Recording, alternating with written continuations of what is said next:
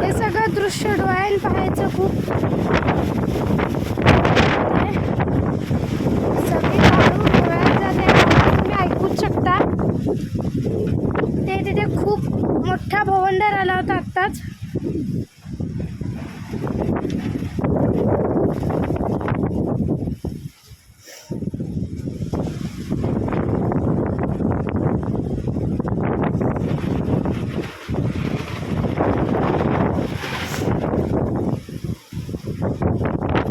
पाऊसही पडत आहे वरून. तिथे खूप मोठा चक्रवात आलाय.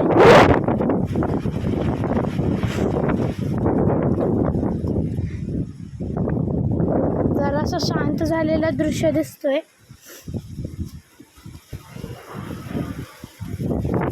तुम्ही आवाज ऐकू शकता.